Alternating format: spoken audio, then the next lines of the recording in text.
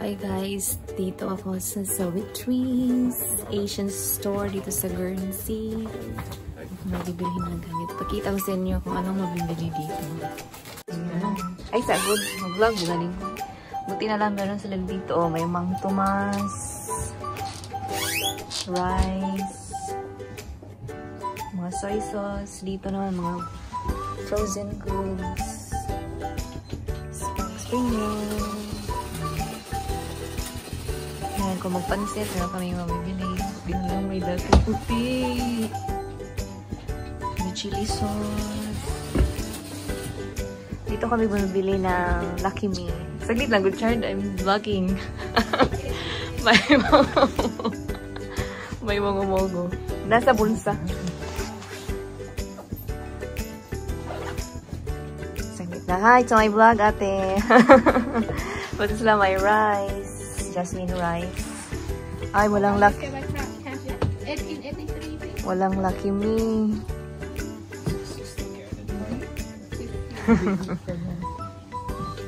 Saglit lang. Ay, may Wishy. Minsan meron ditong chippy. Pero ngayon.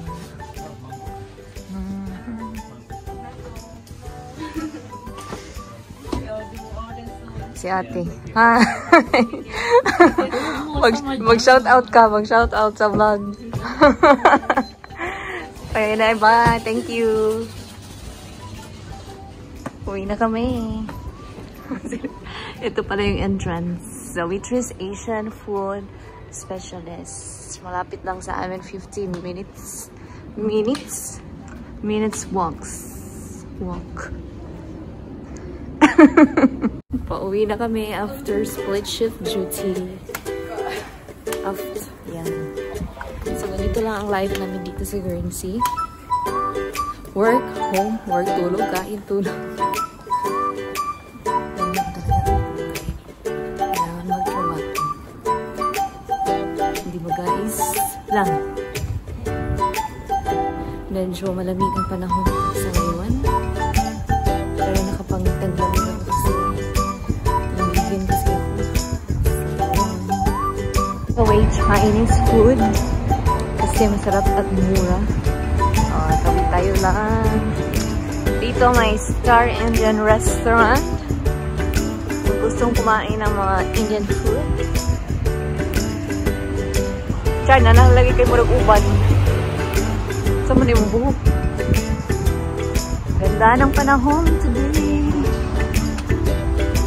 Nakaka-happy pag magandang panahon dito sa Guernsey. Kasi usually yung weather dito malamig. Okay. Pauwi na kami ngayon. Paanap eh.